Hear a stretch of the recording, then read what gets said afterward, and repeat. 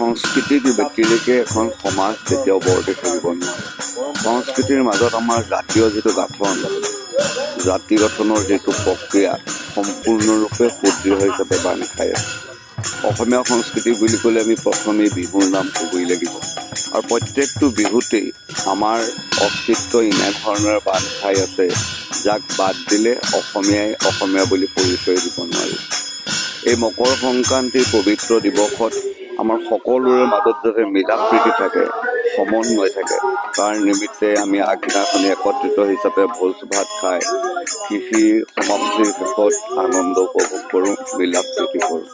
তাৰপিছত ৩৩ কোটি দেৱতাৰ হিন্দুৰ আছে বুলি কোৱা হয়, আৰু তাৰ ভিতৰত অগ্নিকে আমি সাক্ষাৎ ৰূপে দৰ্শন কৰোঁ।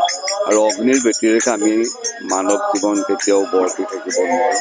সেই আজি এই বিশেষ দিনটোত সকলোৱে একত্ৰিত হৈ অগ্নিৰ প্ৰতি শ্ৰদ্ধা নিবেদন কৰি অগ্নিৰ আমি প্ৰাৰ্থনা জনাওঁ, যাতে আমাৰ মাজত থকা অসূয়া অশান্তিবিলাক তুমি নাইকিয়া কৰি দেশখনক, সমাজখনক, মানৱৰ অন্তৰত এটা শান্তিৰ বাতাৱৰণ আনা, তাৰ কাৰণে আমি প্ৰাৰ্থনা জনাওঁ।